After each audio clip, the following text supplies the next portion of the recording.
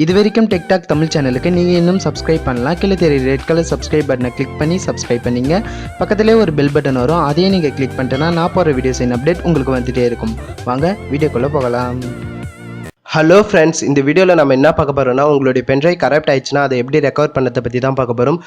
So எதனால் இந்த problem வருதுன்னா, நீங்கள் பவர் ஐஸை வச்சு பென்ட்ரைவ் பூட் பண்ண சொல்ல, அப்படி இல்லைன்னா சில பூட்டிங் சாஃப்ட்வேர் வச்சு பென்ட்ரைவ் பூட் பண்ண சொல்ல இது போல் ப்ராப்ளம் வரும். ஸோ இந்த ப்ராப்ளம் பார்த்தீங்கன்னா 2 டைப்பாக வரும். ஃபஸ்ட்டு பார்த்தீங்கன்னா உங்களுடைய பென்ட்ரைவோட பார்ட்டிஷனை வந்து தனித்தனியாக பிரிச்சிடும்.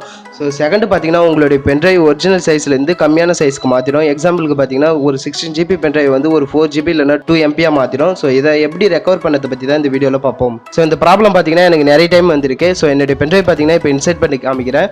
ஸோ இதில் பார்த்தீங்கன்னா என்னுடைய பென்ட்ரைவ் பார்த்தீங்கன்னா 3 பார்ட்டிஷனாக பிரிஞ்சிருக்கு.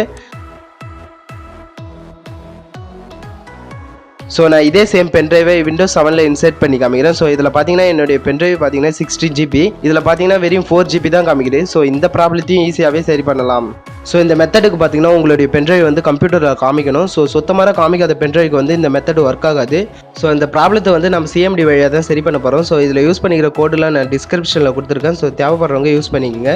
ஸோ ஃபஸ்ட்டு பார்த்தீங்கன்னா உங்களுடைய பென்ட்ரைவ் வந்து இன்சர்ட் பண்ணிங்க. ஸோ இப்போ பார்த்தீங்கன்னா என்னுடைய பென்ட்ரைவ் வந்து இன்சர்ட் பண்ணிட்டேன். என்னுடைய பென்ட்ரைவ் வந்து பார்த்தீங்கன்னா 3 பார்ட்டிஷனாக பிரிஞ்சிச்சு. ஸோ இதை தான் இப்போ நம்ம சரி பண்ண போகிறோம்.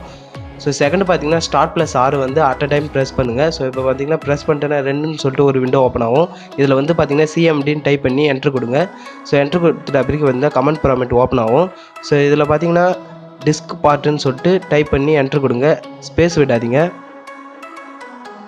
ஸோ டைப் பண்ணி என்ட்ரு பண்ணிட்ட பிறகு பார்த்தீங்கன்னா 2வது ஒரு கமெண்ட் ப்ராம்ப்ட் ஓப்பன் ஆகும். ஸோ அதில் பார்த்தீங்கன்னா லிஸ்ட் டிஸ்க்குன்னு சொல்லிட்டு ஸ்பேஸ் விட்டு டைப் பண்ணி என்ட்ரு கொடுங்க. ஸோ இதில் பார்த்தீங்கன்னா என்ட்ரு பண்ணிட்ட பிறகு பார்த்தீங்கன்னா உங்களுடைய கம்ப்யூட்டரில் இருக்கிற ஸ்டோரேஜ் டிவைஸ்லாம் காமிக்கும். ஸோ மோஸ்ட்லி ஃபஸ்ட்டு காமிக்கிறது பார்த்தீங்கன்னா உங்களுடைய கம்ப்யூட்டரோட ஹார்ட் டிஸ்க்காக தான் இருக்கும். ஸோ செகண்ட் காமிக்கிறது தான் USBயாக இருக்கும். ஸோ எந்த பார்த்தீங்கன்னா டிஸ்க்கு 1 தான் பார்த்தீங்கன்னா USB. ஸோ அதில் பார்த்தீங்கன்னாலே தெரியும் 15 GBன்னு காமிக்குது.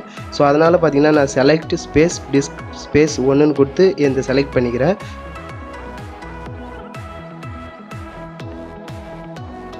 ஸோ இப்போ பார்த்தீங்கன்னா என்னுடைய டிஸ்க் வந்து செலக்ட் ஆகிடுச்சு. ஸோ மற்ற எந்த டிஸ்க்கும் வந்து செலக்ட் பண்ணாதீங்க. ஸோ அப்படி செலக்ட் பண்ணிட்டீங்கன்னா அதில் இருக்கிற ஃபைல்ஸ்லாம் வந்து ஃபார்மேட் ஆகிடும்.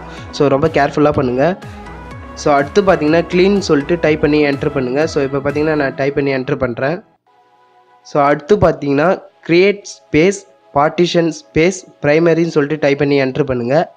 ஸோ இப்போ பார்த்தீங்கன்னா அதையும் நான் டைப் பண்ணுறேன். ஸோ டைப் பண்ணி என்ட்ரு பண்ணிட்ட பிறகு பார்த்தீங்கன்னா எக்ஸிட்னு கொடுங்க. ஸோ அவ்வளோதான் ஃப்ரெண்ட்ஸ், இது மட்டும் பண்ணிட்டீங்கன்னா போதும். ஸோ அதுக்கடுத்தது உள்ளே போயிட்டு நீங்கள் அதை நார்மல் ஃபார்மேட் பண்ணுங்கள். ஸோ இப்போ பார்த்தீங்கன்னா நான் உள்ளே போயிட்டு நார்மலாக ஃபார்மேட் பண்ணுறேன். ஸோ இப்போ பார்த்தீங்கன்னா ஃபார்மேட் வந்து கம்ப்ளீட் ஆகிடுச்சு. ஸோ இந்த மெத்தடில் பார்த்தீங்கன்னா உங்களுடைய பென்ட்ரைவ் வந்து ஈஸியாகவே சரி பண்ணலாம். ஸோ ரெண்டுத்துக்கும் இதே சேம் ப்ரொசீஜர் தான். ஸோ தேங்க்ஸ் ஃபார் வாட்சிங் த வீடியோ. இந்த வீடியோ பிடிச்சிருந்தால் லைக் பண்ணுங்கள். இந்த வீடியோ பற்றின சந்தேகத்தை கீழே கமெண்ட் பண்ணுங்கள். இந்த வீடியோ உங்கள் ஃப்ரெண்ட்ஸ் கூட ஷேர் பண்ணுங்கள்.